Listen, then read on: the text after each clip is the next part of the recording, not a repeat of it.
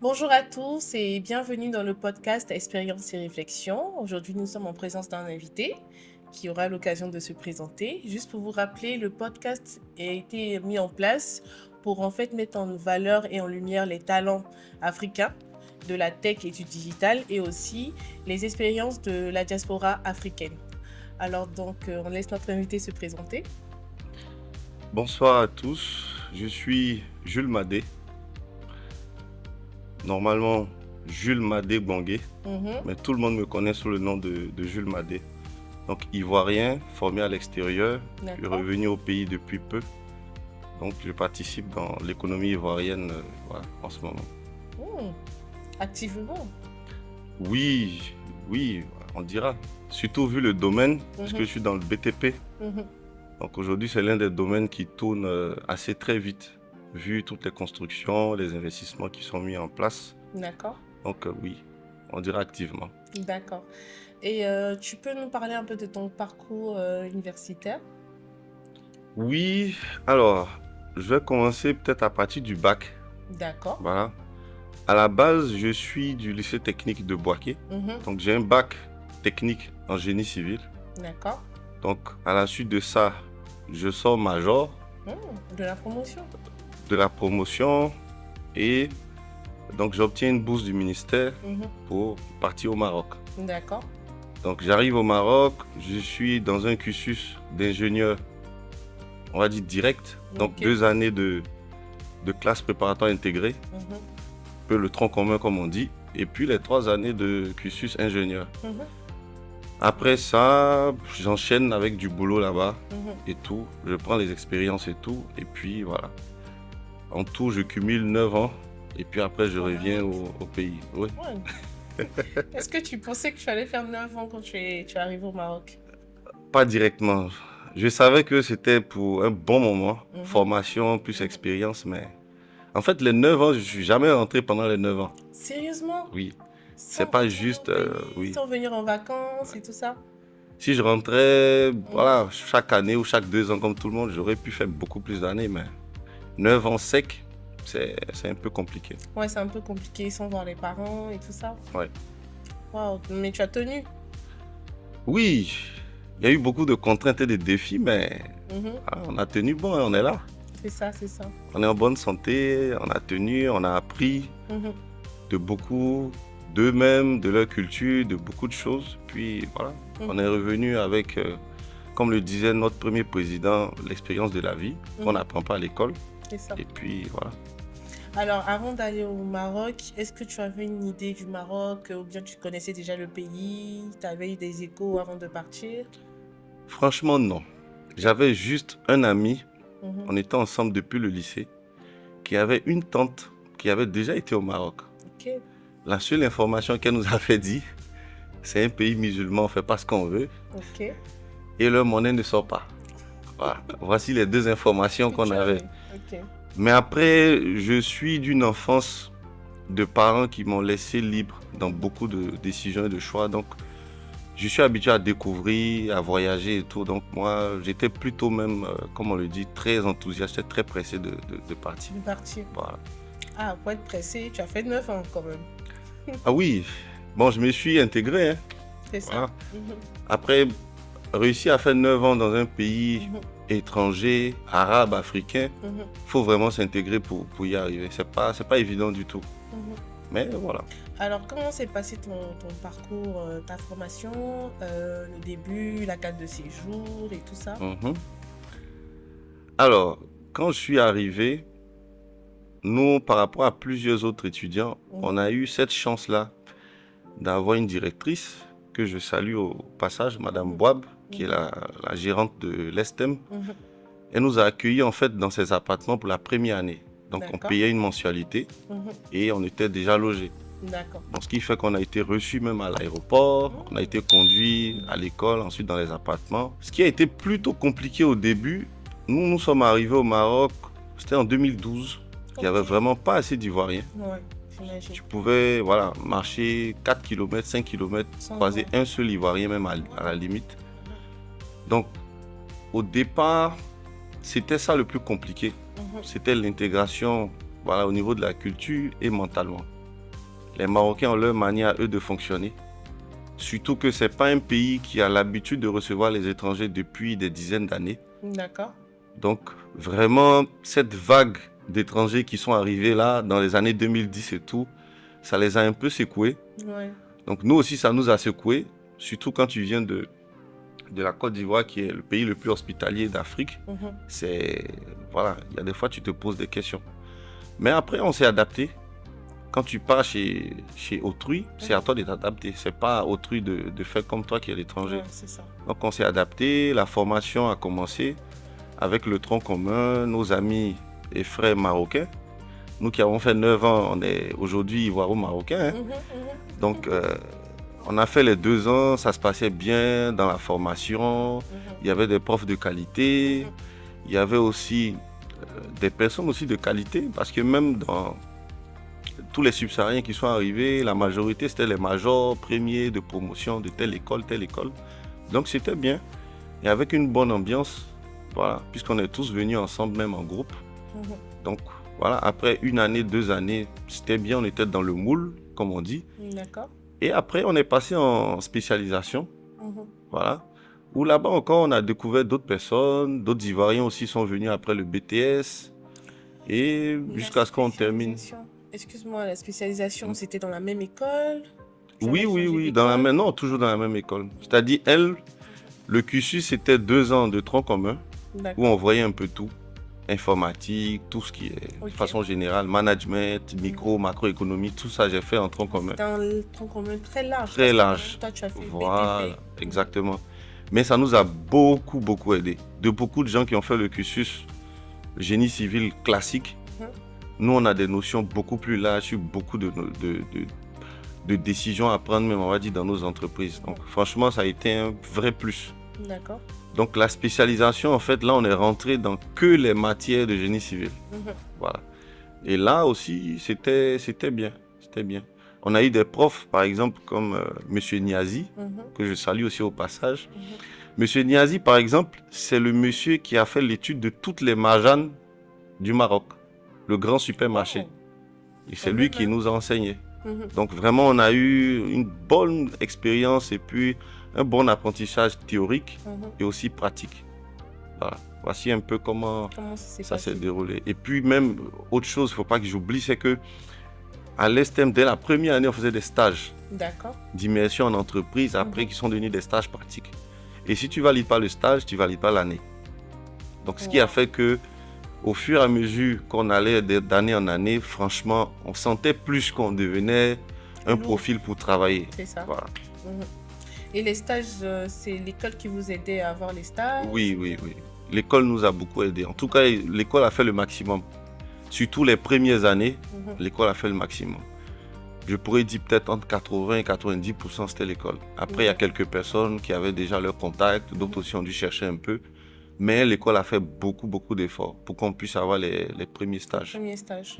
D'accord. Donc, après cette partie stage, tu as travaillé au Maroc? Oui. Alors, quand j'ai terminé le cursus même, on va dire ingénieur, après 5 ans, donc j'ai continué dans un bureau d'études, structure là-bas, avec lequel j'ai fait beaucoup de projets, que beaucoup de gens passent à Casablanca. Ils ne savent pas qui a fait les études. C'était bien, franchement, c'était une très belle expérience. Voilà. Un monsieur aussi, un Marocain qui a fait l'extérieur, qui a fait la France et tout, qui était un monsieur très expérimenté. Hein. Quand moi j'ai commencé avec lui, il était déjà dans la soixantaine, donc c'est plus de 30 ans d'expérience, qui lui aussi m'a beaucoup appris, que je salue au passage aussi, c'est Chlier. Beaucoup de gens au Maroc le connaissent. Il a été d'une aide et un formateur hors pair. Jusqu'à aujourd'hui, on est toujours en contact. Avec la CAN qui s'est passée, là, à chaque fois que la Côte d'Ivoire gagnait, il m'envoyait un message à Monsieur Jules, j'espère que ça va. Et il m'a toujours respecté un point, c'est magnifique. Il m'a toujours appelé Monsieur Jules. Wow. Jamais il m'a dit Jules, Madé ou non. Même si tu étais son étudiant et tout ça. Oui, depuis le premier jour, j'ai fait le pré-embauche et tout, jusqu'à ce qu'il m'a toujours appelé Monsieur Jules. Vraiment, c'était top. Juste pour la partie technique, quand tu dis études, tu parles de quoi exactement? Alors, Quand je dis études, il faut savoir que dans le domaine du génie civil, il est très vaste. Le génie civil est scindé encore en plusieurs sous-parties. Ok. Tu as ce qu'on appelle les ouvrages génie civil, ouvrages d'art, qui sont les ponts, les barrages et tout. Tu as les bâtiments qu'on a l'habitude de voir. Et puis tu as la voirie, tout ce qui est bitume, route et tout. D'accord. Voilà. Ces trois axes, on va pas dire différents, mais ces trois sections en fait du génie civil. Ok. Dans chaque section, tu as plusieurs intervenants. Tu as ceux qui font les études, donc c'est eux qui vont concevoir en fait le projet. Ok. Et c'est quand tout est conçu qu'après on donne maintenant à l'entreprise qui réalise. Ok. Voilà. Parfois vous avez des entreprises qui ont dans leur sein un bureau d'études interne, mais très souvent il y a un bureau d'études externe qui fait les études et puis après l'entreprise réalise. Ok. Et souvent, ça encore c'est dans les ouvrages d'art et puis les barrages et tout. Mais quand on est dans les bâtiments même, il y a même un architecte qui fait les premières esquisses en fonction de ce que le client veut. Après ça, l'ingénieur fait les études et tout, il fait les plans et tout, et puis après l'entreprise réalise. Donc moi, quand j'ai commencé, j'étais dans un bureau d'études. C'est-à-dire concrètement, Marie, je suis là aujourd'hui, tu veux faire ta maison. D'accord. Tu vois le béton que tu vas voir, l'acier que tu verras sur chantier, celui qui a dimensionné, qui a calculé, ça c'est nous. Ok. Voilà. L'architecte, lui, il te vend un projet qui est fini, où tu sais, ton salon fera combien de mètres carrés, quelle peinture, ta chambre est aménagée comment la façade se passe, c'est ce que l'architecte y fait. Donc nous, on se base sur cette enveloppe de l'archi pour faire la structure qui reste toujours dans le concept de l'architecte. C'est un peu ça. C'est intéressant. Mais le BTP, ça va aussi dans le sens des projets d'infrastructure et tout ça? Ou bien ça, c'est le génie civil? Est-ce que c'est différent? Oui. Alors, si tu veux, dans toutes les sections que j'ai évoquées, tu as en fait la partie infrastructure, la partie superstructure. D'accord. Ça dépend. Par exemple, tu prends un bâtiment avec un sous-sol, la partie qui est du rez-de-chaussée jusqu'au sous-sol en bas, dans le bâtiment, on dira infrastructure. Ok. Et la partie qui est en haut, du rez-de-chaussée pour monter, on dira superstructure.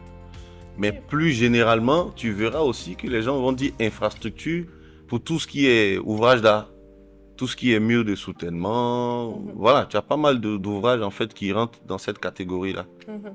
Je vois. Maintenant, aujourd'hui, tu fais quoi exactement? C'est quoi tu peux dire un titre de ta fonction bien? En tout cas, je veux dire, tu es dans le BTP, mais je suppose qu'il y a plusieurs spécialités. Il y a plusieurs, oui, il y a énormément de spécialités. Nous, quand on entend génie civil, BTP, excuse-nous, mais on pense au pont. Non, naturellement, c'est vrai qu'on pense aux bâtiments, mais on pense aussi aux personnes qui construisent les ponts. Oui. Surtout qu'on est à Abidjan, tu vois. Donc, on essaie de... On a une vision, on va dire, plus large et puis en même temps plus caricaturée de la fonction et tout. On se dit que c'est vous qui mettez en place ce genre de structure-là, des bâtiments et tout ça, mais bon, à la limite, on voit le chef d'œuvre ou bien d'ouvrage, je ne sais pas comment on dit, qui est là, qui est en train de penser au plan, qui, voilà, avec sa casquette, sa chasuble et tout ça. Donc, c'est ça. C'est un peu ça. Bon, alors... Je vais aller sur ce que moi j'ai fait pour arriver à ce que je fais aujourd'hui. Et puis après, bon, je pense que même avec ça, on pourra plus ou moins expliquer les différents axes. Moi, comme je disais, j'ai commencé en tant qu'ingénieur études, bon, chef de projet structure, et aussi suivi de chantier, donc suivi d'exécution, pour valider en fait les réceptions, ce que l'entreprise pose. Il faut passer valider tout avant qu'elle passe à une autre étape. Donc ça, c'est pas ça que j'ai commencé. Donc, après le bureau d'études, j'ai intégré une entreprise de construction. D'accord. Voilà, c'était sur Mohamedia. Là-bas, j'étais conducteur de travaux et assistant chef projet. Voilà. Donc c'était vraiment comme on dit, voilà, l'ingénieur de travaux, c'est vraiment quelqu'un qui est sur le terrain tous les jours. Donc c'est du suivi, qualité de travail, planning, évolution, budget, les commandes et tout. Voilà, c'est un peu ça le quotidien. D'accord. Et là, quand j'ai commencé là-bas, j'étais revenu en vacances après 9 ans. Et on va dire la chaleur et l'ambiance du pays, a fait que je suis retourné, mais j'avais déjà l'esprit ici. D'accord. Donc du coup, j'ai fait peut-être 2 mois et demi, 3 mois avec DKH. Mhm. Et puis voilà, une opportunité s'est présentée pour revenir au pays. D'accord. Et puis voilà, je suis revenu. Donc ensuite, j'ai enchaîné toujours dans la même trempe, Mhm. responsable bureau d'études dans une entreprise. Mhm. Après ça, je suis passé dans un bureau d'études français où j'ai été ingénieur structure principal, D'accord. où j'ai fait pas mal de projets intéressants. Mhm. Voilà. Et puis là, je suis avec un promoteur immobilier où je suis le production manager. Ok. Donc voilà, je gère tout un département au niveau de la production de tous les programmes en cours. Mhm. Voilà. D'accord. C'est ça ce que je fais aujourd'hui. Intéressant. Alors, durant ton parcours au Maroc, parce que tu as quand même fait 9 ans, tu peux nous expliquer un peu ce qui s'est passé, côté social, intégration et tout ça, comment tu as vécu tout ça? Alors, il faut savoir que le Maroc, pour beaucoup, je sais avec le temps, ça a été très compliqué. Moi, l'intégration, franchement, n'a pas été aussi délicate. Mhm. De base, je suis d'une famille d'un père ingénieur docteur et d'une mère ingénieure. Ok, une famille d'ingénieurs. Du coup, j'ai grandi dans un environnement où ma mère était tout le temps en mission et puis tout le temps aussi, on la mutait de ville en ville. Ok. Du coup, je me suis déjà habitué à changer d'environnement régulièrement depuis que j'ai 4 ans, 5 ans, depuis que je suis au CP1. Donc ça, déjà, ça a fait que j'ai une certaine carapace à m'adapter très, très, très facilement dans les environnements. Ok. Mais au Maroc, ce qui a été compliqué sur tout le long, premier point, le froid. Hmm. Le froid d'Abidjan et l'hiver, c'est pas pareil. Il faut que les gens ils le sachent. Ouais. C'est vraiment pas pareil. Et en plus, au Maroc, tous les appartements sont pas isolés. Mhm. Du coup, tu as souvent des appartements où il fait plus froid que dehors. Donc ça, c'était le premier point. Le deuxième point, ça a été la langue. La langue, elle est compliquée. L'arabe, il faut avoir l'envie, en fait, de t'intégrer, d'apprendre, de parler pour que ils puissent en fait t'inclure dans leur quotidien. Mhm. Tant que la langue, tu brises pas cette barrière de la langue là, il y a certaines choses que, voilà, que ce soit les Marocains ou peu importe le pays, on pourra jamais te dire certaines choses. Ouais, tu vas jamais comprendre aussi. Voilà, exactement. Donc, moi, principalement, je pense que ce sont ces 2 points-là qui m'ont plus ou moins, voilà, qui ont été les talons d'Achille dans mon parcours là-bas. D'accord. Et tu as eu à rencontrer des profils, du moins des étudiants de d'autres pays, même dans le travail. Je sais pas si tu as travaillé qu'avec les Marocains, tu étais qu'avec des Marocains, ou bien voilà, tu étais un panafricain. Bon, pendant le cursus Mhm. de formation là, oui, j'en ai connu même les gens de Sao Tomé, de tous les pays. Voilà. Madagascar, voilà, de plein de pays. Ceux même qui sont autour de nous, hein, Burkinabé, voilà, j'en ai plein même, je les salue d'ailleurs, plein d'amis burkinabés, camerounais, sénégalais, vraiment, et puis c'était un brassage culturel énorme. Après, dans le boulot, le bureau d'études dans lequel j'étais, c'était des Marocains. Mhm. Moi, j'étais le seul noir, comme on dit. Mhm. Mais après, avec les entreprises sur site et tout, oui, il y avait plusieurs autres nationalités aussi. Ok. Voilà. Il y avait des Béninois, il y avait des Tunisiens, Mhm. des Français. Voilà, il y avait beaucoup d'autres nationalités dans tout le séjour là. Et dès que tu es arrivé, je rappelle aussi puisque tu étais au Maroc, c'est vrai que tu es rentré par une bourse et tout, mais je pense quand on arrive, puisqu'on est étranger, on fait la carte de séjour, on respecte, du moins, il y a un volet administratif à suivre et tout. Comment Oui, tu as vécu ça? oui. Bon, je ne l'ai pas cité parce que moi, comme je l'ai dit, moi je donne mes réponses et mes avis en fonction de ce que j'ai vécu. D'accord. Moi, j'ai pas été vraiment confronté et puis j'ai pas eu de complications particulières avec la carte de séjour. Franchement, non. Mais tous ceux qui étaient autour de moi ont eu des problèmes. Ça, je le sais. Mais moi, personnellement, non.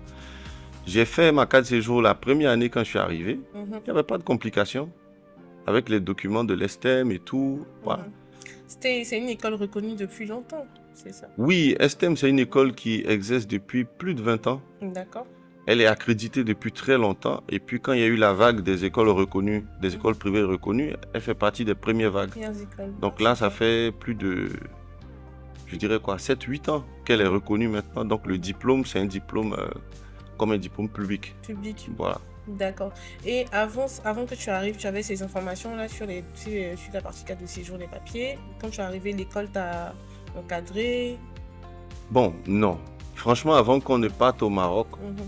tout ce qui était information concrète, que ce soit administratif, la vie quotidienne et tout, on n'avait aucune information. Ok. Parce qu'en vrai, parmi nous tous qui avons eu la bourse et tout, ou sans bourse, on n'avait pas vraiment de parents qui ont été là-bas, étudiés, revenus, qui pouvaient nous donner cette expérience. Il n'y avait pas beaucoup de gens avant 2010 Mhm. qui ont été au Maroc, qui ont étudié et qui ont travaillé. Ok. C'était vraiment un pays de transit, de vacances ou de transit. Les gens venaient juste pour un petit temps.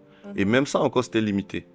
C'est depuis, on va dire, 2016, 2015 qu'il y a eu cette vague, voilà, d'Ivoiriens et tout qui sont arrivés. Donc franchement, ça a été une découverte. D'accord. L'école nous a dit, allez-y à la préfecture. Après, les informations étaient disponibles. Voilà. Parfois, c'est vrai qu'à la préfecture, ils ont des tempéraments Bon, oui, ça un peu dépend aussi. délicats. Oui, ça dépend. Mais quand tu sais t'y prendre, comme on dit, Ça ils va. donnent les informations, ce qu'il faut faire et tout. Mhm. Après, le problème avec l'Ivoirien surtout, Mhm. c'est qu'on est négligent dans beaucoup d'aspects. Et les Marocains, au niveau administratif, ils sont très, très, Carré. très, très carrés. Ouais. Si on te dit un document, il doit avoir une validité de 3 mois. Après 3 mois, un jour, ça passe plus. C'est fini. Et c'est ce qui a fait que beaucoup aussi ont eu beaucoup de problèmes et tout. Mhm. Mais sinon, ça va. Ça va. Voilà, c'était bien. Et côté administratif aussi pour le travail, parce que je pense que voilà, on est tous après les études, quand tu veux travailler, je pense qu'il y a un changement de statut. Et tout ça. Oui. Alors, je ne sais pas si ça a changé, Mhm. mais jusqu'à ce que moi je revienne, pour un étranger, Mhm. à part les Sénégalais Mhm. et les Algériens, tous les pays étrangers qui veulent travailler au Maroc, Mhm. ils sont censés faire une démarche Mhm. qu'on dit, tu passes par l'agence l'ANAPEC. Mhm. En fait, c'est une démarche où ton employeur doit justifier qu'il n'y a aucun profil marocain qui peut te remplacer, raison pour laquelle il veut recruter un étranger. Ok. Et ça, c'est pas compliqué, mais c'est délicat, Mhm. c'est tout. Et ça dépend surtout de l'employeur. C'est ça. Si l'employeur te veut vraiment, il aura tous les arguments pour éliminer les autres profils On pour va te finir garder. la procédure et tout. Voilà. Mhm. Mais le processus est long. Mhm. Il faut déjà être validé par l'ANAPEC. Pour que l'ANAPEC elle doit publier sur son site. Ok. Tous les autres Marocains, ils postulent. Mhm. Du moins qui ont le profil. Qui ont le Parce que profil, souvent, il y a des... ils postulent. Voilà. Mhm. Ensuite, l'employeur doit justifier pourquoi il ne veut pas tel, il veut pas tel, il veut pas tel. Lorsque toutes ces personnes sont, voilà, soi-disant éliminées, Mhm. après ça maintenant, l'ANAPEC donne une attestation validée, signée. Ok. Il faut repartir en fait dans une annexe du ministère Mhm. et le ministère doit signer, cacheter Le pour contrat. dire que voilà le contrat qui prouve que telle personne travaille. Ok. Donc normalement, si tu n'as pas ça au Maroc, tout ce que tu as eu à faire, c'est comme si tu as zéro expérience Au Maroc. au Maroc. Et oui, je pense qu'il y a aussi des entreprises qui passent pas par ce genre de... Je pense que c'est les entreprises CFC. Oui, il y a des entreprises qui ont un statut, Mhm. on va dire, particulier au niveau de tout ce qui est voilà, impôts et tout qu'ils Mhm. payent. Donc ça fait que l'État le facilite. Mais il n'y en a pas des masses. Franchement, il n'y en a pas des masses. Mhm. Très souvent, ce sont que les grosses Mhm. holdings, comme on le dit, voilà, qui ont ce statut-là. D'accord. Mais après, c'est très limité. Le nombre d'étrangers qui sont dans ces boîtes-là ne sont pas énormes. Mhm. La majorité se retrouve dans des petites et moyennes entreprises. Parfois, même les entreprises marocaines ne savent pas qu'il y a ce processus à faire. Moi, j'ai été confronté à Je ça. vois ce que tu veux dire. Le premier mois où j'ai commencé avec le bureau d'études, Mhm. il m'a fait un virement. Et après, il s'est rendu compte que, mais le virement qui a été fait, on ne peut pas justifier. Mhm. Du coup, le temps de faire voilà, toute la paperasse et tout, ça prend du temps aussi, c'est long. Mhm. C'est long. Il faut vraiment que l'employeur il ait cette volonté-là de garder le profil. ou Et qu'ils aient puis, une maîtrise du sujet au niveau de leur service RH et tout. Parce que je pense qu'il y a oui, des entreprises qui maîtrisent, du moins il y a mhm, des RH qui connaissent ce process qui connaissent. et tout, et il y a d'autres Mhm. qui ne connaissent pas, puisque peut-être ils n'ont jamais eu à travailler avec des C'est supérieurs, et ça, c'est la première fois qu'ils exactement. apprennent et tout. C'est exactement ça. Mm.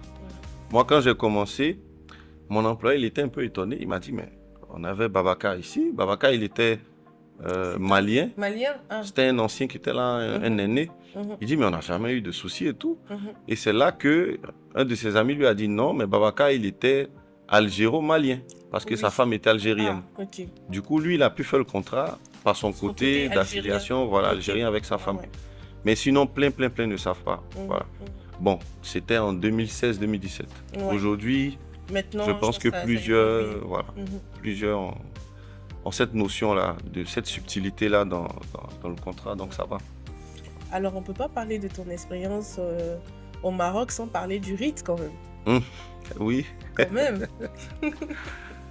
Alors, qu'est-ce que tu veux savoir du Ouais, rite? dis-moi tout. Tout. Dis-nous tout, on t'écoute. Déjà, c'est quoi le Il rite? fut... Mhm. Alors, le RID, par définition, c'est le réseau ivoirien des diplômés de la diaspora. D'accord. Voilà. J'ai été connu au Maroc sous 2 casquettes. Voilà. Mhm. L'ingénieur génie civil et Monsieur RID. Monsieur Comme ça Rite. que beaucoup de filleuls et tout m'appelaient. Mhm. Donc, le RID, c'est parti d'une histoire très simple. D'accord. À l'époque, moi, je connaissais le président du Mhm. RID aujourd'hui, Mhm. qui est Steve Essis, que je salue Oui, au salut. passage. Bien sûr. Moi, je l'ai connu quand j'étais au lycée. Mhm. Lui, il est allé en Afrique du Sud. Et après, moi, je suis allé au Maroc. Ok. Et lorsque lui, il est rentré, il s'est trouvé que, avec tout ce qu'il a eu à faire là-bas, il a travaillé dans des multinationales, Mhm. Colgate et tout. Il n'arrivait même pas à avoir un stage à Abidjan. Mhm. Donc, c'est de C'est cette... incroyable. ah oui, C'est-à-dire, il c'est avait de de cette... l'expérience et Oui, tout ça, mais voilà, il n'était c'est même pas un difficile de nouveau s'intégrer quand il profil. arrivait. Mais malgré ça, donc c'est de là que l'idée est partie. Mais écoute, comment ça se fait que les diplômés, Mhm. en plus souvent sous bourse ou non bourse, qui vont étudier des techniques, des méthodes à l'extérieur plus poussées reviennent, et c'est aussi compliqué de s'insérer socio-professionnellement dans le tissu. Mhm. Donc c'est de là que l'idée est venue. D'accord. Il a mûri l'idée, il a rédigé le projet et tout. Moi, j'étais en fin de cycle. En ce Mhm. moment-là, c'était début 2017. Donc, D'accord. il m'a contacté, il m'a dit, bon, écoute, il faut qu'on puisse voilà, nourrir le projet et tout. Je lui ai dit, bon, écoute, moi, franchement, je suis en train de finir mes études. Donne-moi quelques mois quand je finis et puis je te reviens et puis on en reparle. D'accord. Donc, c'est comme ça, quand j'ai terminé, le temps de commencer un boulot et tout, je l'ai relancé. Et puis, on a réfléchi, en fait, sur la question. Et on s'est dit, bon, vaut mieux asseoir, en fait, une plateforme Mhm. où tous les diplômés de la diaspora pourraient se mettre ensemble. Avec cette force-là, pourraient maintenant aller toquer aux portes des ministères, des entreprises, dire que, bon, voilà, voici ce que nous on a appris, voilà ce qu'on peut apporter, voilà ce qu'on aimerait apporter à notre pays et tout. Et puis, voilà, créer cette force, en fait, de plaidoirie là pour... Voilà, interagir et puis aussi aider nos petits frères qui rentrent et... par derrière, voilà, pourraient mieux s'insérer. Donc voici déjà comment le RID voilà, a vu le jour. Ok. Donc là au début, on l'a implémenté en fait dans 3 pays. Donc en Côte d'Ivoire, le siège, Mhm. en France, où on avait les premiers collègues, Kessia et Audrey, qui ont été les demoiselles qui ont lancé, Mhm. qui ont été le fer de lance aussi, voilà, en France, Mhm. et moi principalement au Maroc. Ok. Voilà. Donc au début, ça a été compliqué. Beaucoup ne comprenaient pas la vision, beaucoup ne comprenaient pas.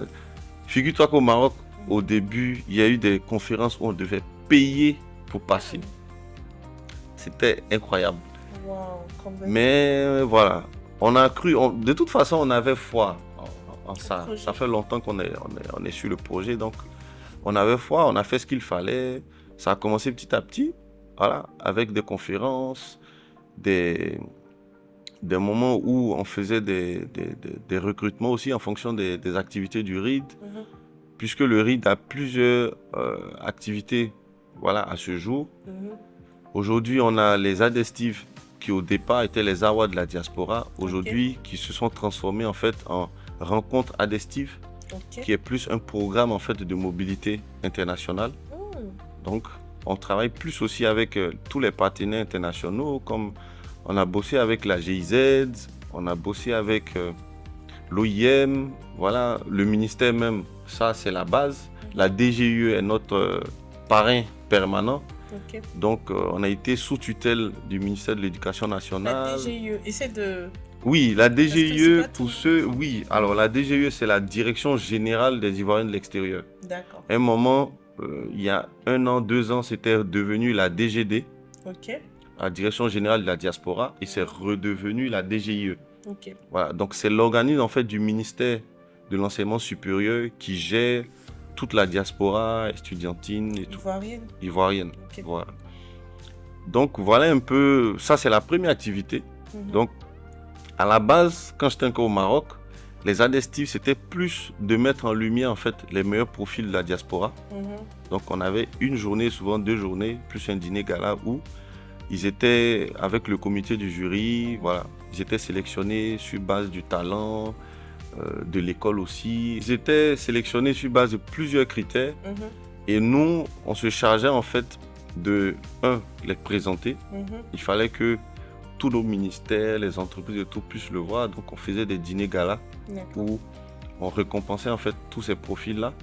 Et à la suite de ça, il y a eu plusieurs rendez-vous. Voilà. Par ça, l'ambassadeur du Canada nous recevait à sa résidence, des ministres nous ont reçus, ils ont reçu les profils, d'autres ont eu des stages, d'autres ont eu des bourses, d'autres ont eu des premières opportunités d'emploi. Donc, à ce jour, on compte à peu près une 60aine de profils qu'on a pu insérer.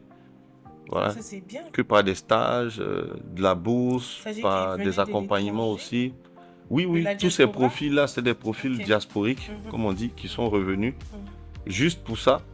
D'autres sont restés en même temps, d'autres sont retournés après, mais c'était tous des profils de la diaspora. D'accord. Voilà. Donc ça, c'est la première activité du RID. En face de ça, on a développé en fait une autre activité qui est le centre de langue. Ok. Donc on oriente et on accompagne plusieurs jeunes, de nouveaux bacheliers et tout, qui veulent aller à l'extérieur dans des pays comme l'Italie, l'Espagne et tout. Donc on a aussi voilà, une structure et un responsable qui gère ça full time. Et ça, c'est en parallèle avec aussi EAT. EAT, c'est une entreprise aussi qui est dans tout ce qui est accompagnement, insertion socio-professionnelle et tout, voilà, qui gère en fait plus ce côté centre de langue, insertion dans les pays et tout, bourse, tout ça, avec le centre de langue. Et on a une troisième activité qui est très intéressante, c'est une campagne de mobilisation contre la migration irrégulière. Migration irrégulière. Tu peux expliquer? Pour ceux qui ont fait le Maroc, on dit Boza. C'est ça. Voilà. Le Boza, c'est tous ceux qui essaient de, voilà, d'aller en Europe ou à l'étranger par voilà, les moyens, on va dire, non légaux, qui essaient de passer par, voilà, par la mer et tout pour y arriver. Donc, on fait une campagne pour ça précisément.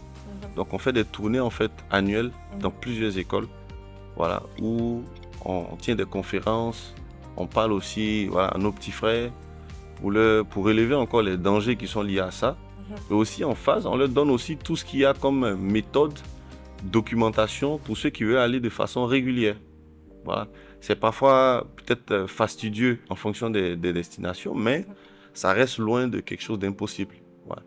Donc ça, c'est l'une des activités phares aussi du réseau. Et parallèlement, voilà, on a des petites activités comme en fin d'année, on fait des dons, voilà, on fait des sorties, on fait la tribune du RID ou le café du RID où on invite un mentor qui exprime, voilà, qui donne son parcours et tout. Voilà. Donc aujourd'hui, le RID a combien d'années? Aujourd'hui, légalement, le RID a 7 ans. D'accord. Voilà. Et je suppose que chaque année, je suppose que chaque année, il y a de l'insertion professionnelle des profils de la diaspora qui reviennent à Abidjan, Côte d'Ivoire. Oui, alors il y a une nuance en fait à ce sujet, c'est que le RID, c'est pas une association publique ou bien étatique. C'est un réseau privé. Donc, sont insérés ceux qui sont dans le réseau. Il y a une nuance. D'accord. Très souvent, les gens ils nous écrivent en nous disant oui, voilà, on est de tel pays, on aimerait, on cherche du boulot et tout. Non, Le RID facilite l'insertion socio-professionnelle de ses membres. D'accord. Après, les activités sont ouvertes à tout le monde, pas juste aux gens de la diaspora. Par exemple, quand on fait des conférences, parce que lorsqu'on fait les rencontres adhesives, on fait une journée qui est une journée autour de plusieurs thèmes. On a des conférences. On a eu plusieurs autres personnalités qui sont passées, comme l'ancien DG de Schneider Electric, plusieurs représentants de ministères, de diverses entreprises et tout. Ouais. Donc, lors de ces journées-là, c'est des journées où on veut porte ouverte. Tout le monde peut participer, que tu sois de la diaspora ou pas. Tu peux être dans la salle, poser des questions, interagir, comprendre certaines choses. Il n'y a aucun souci. Ok. Et d'autant plus que, vraiment, on fait tout chaque année pour avoir des profils de personnalités dans divers angles. D'accord. Les années précédentes, on avait l'ambassadeur du Canada qui était parrain de l'événement, donc qui était là, qui était présent. On avait la structure Enabel qui fait l'accompagnement au niveau de la Belgique. D'accord. Voilà, c'est un peu comme une chambre de commerce belge, voilà, qui était présente. On avait l'ambassade de Belgique qui était là. On avait le chef de mission de l'OIM qui était là. Ok. Donc tout ça, c'est des personnalités qu'on fait tout l'effort qu'on peut pour les coopter, afin qu'ils soient là, qu'ils partagent leurs expériences, qu'ils partagent leur quotidien pour que ça puisse inspirer, puisse orienter au mieux en fait tous nos petits frères qui sont voilà, aujourd'hui soit en classe de terminale avant ou bien qui sont en cursus universitaire. D'accord. Et du coup, comment on fait pour intégrer le RID? C'est simple. Vous tapez RIDD ou Réseau Ivoirien des Diplômés de la Diaspora. Sur Facebook, sur LinkedIn, sur Instagram, vous dites bonjour, je suis un profil de la diaspora, j'aimerais intégrer. Et puis voilà, le responsable, vous serez mis en contact avec le responsable qui va prendre le relais. D'accord, il n'y a pas de droit d'adhésion et tout ça? Oui, il y a des dossiers même, il n'y a pas que les droits, il y a des dossiers. Il y a le CV, il y a des photos, il y a un ensemble de dossiers en fait à donner. Il y a les droits d'adhésion aussi. N'ayez pas peur, on n'est pas cher. Mais en fonction des profils, on a adapté. Les étudiants ont ce qu'ils payent, les salariés ont ce qu'ils payent, et puis les entrepreneurs ont ce qu'ils payent. C'est des montants qui sont... Voilà, pour ne pas que voilà, l'un et l'autre se sentent plus ou moins biaisés dans le processus. Donc, vous faites ça et puis voilà, vous serez accompagné. Et il faut dire qu'on ne prend pas que les profils de la diaspora, surtout en Côte d'Ivoire. Donc, on a aussi ce qu'on appelle les profils sympathisants. Donc, qui sont là, qui sont peut-être profils ivoiriens. Ils ont fait leur cursus ici aussi en Côte d'Ivoire, ils ont fait leur formation, mais qui aimeraient intégrer. Donc, très souvent, on les fait rentrer comme des bénévoles. On les observe sur des mois, des années. Et puis après, on les fait rentrer comme membres. Je vois. Voilà. D'accord, c'est intéressant. Et la prochaine activité du RID, c'est quoi? Alors, la prochaine activité, comme je disais, c'est les rencontres adhesives. L'année passée, on a fait les rencontres adhesives en France. D'accord. Ça a été super, très bien accueilli, avec voilà, les ministères même et tout. Donc, ils ont tout fait pour que cette année encore, on le reconduise en France.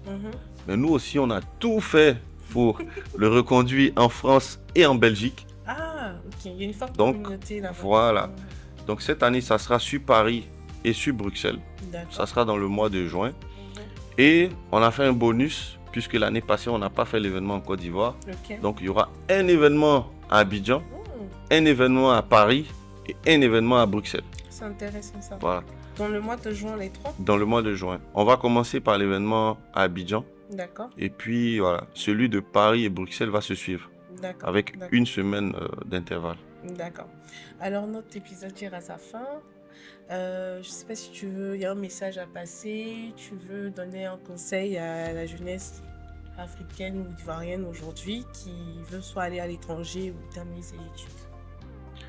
Alors, merci encore à vous. Moi, je dirais plus, il faut que les jeunes aujourd'hui, ils puissent faire ce qu'ils veulent. Ça, c'est mon premier conseil au niveau de l'orientation. Ne pas faire ce qu'on veut est toujours rattrapé. D'accord. Toujours rattrapé.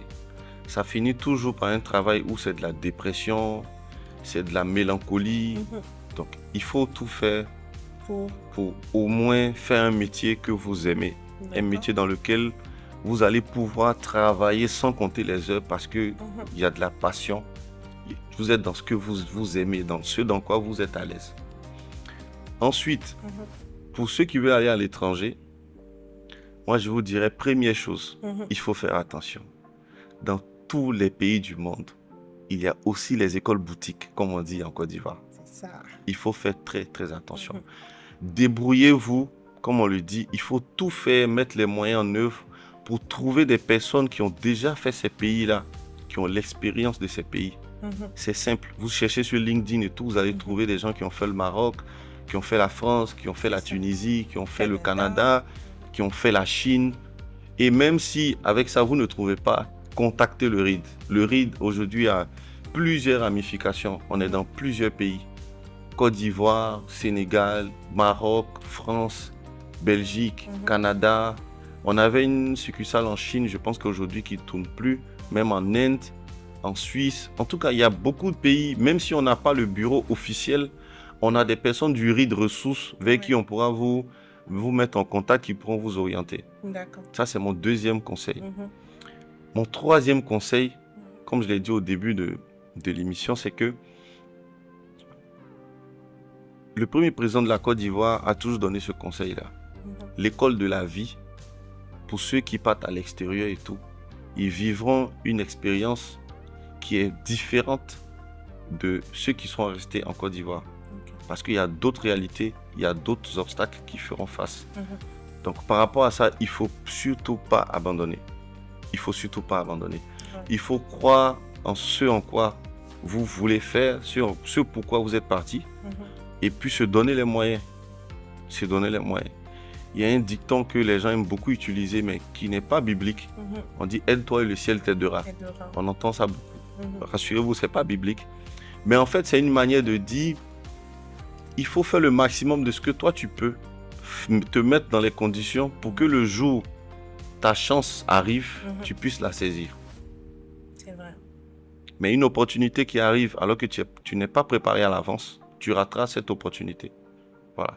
Donc voici un peu mes conseils que moi je pourrais donner aux petits frères, à tous les internautes. Et puis, essayez de tout faire pour avoir une expérience à l'étranger quand vous êtes avant de revenir. Évitez de revenir, voilà, professionnel. Évitez de rentrer sans expérience professionnelle. Parce que quand vous partez, en fait, que vous faites juste la formation, croyez-moi, la formation à l'extérieur, il y a plusieurs qui restent au pays qui ont la même formation. Qui font soit des masters exécutifs, qui font soit des diplômes en ligne et tout. Donc, votre vrai plus, en fait, c'est de travailler là-bas, de comprendre certains mécanismes, et puis après, de revenir au pays avec ces expériences-là pour aider dans l'économie, et puis participer activement.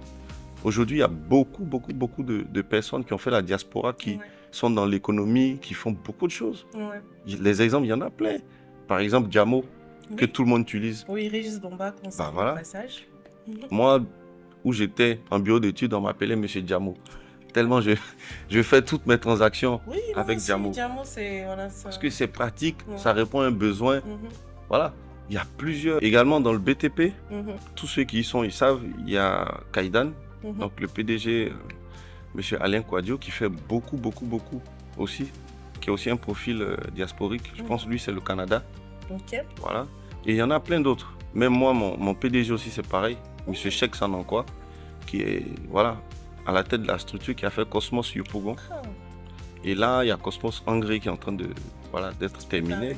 Donc, il y a beaucoup de profils en fait, de la diaspora par leur expérience et parce qu'ils ont appris là-bas, ils les ont implémentés ici, qui fait qu'ils ont un gros poids, que ce soit même dans les entreprises, dans les postes, dans les techniques, dans les méthodes, dans les méthodologies et tout, ou même de façon macro, que ce soit au niveau de l'emploi, dans la valeur créée et tout.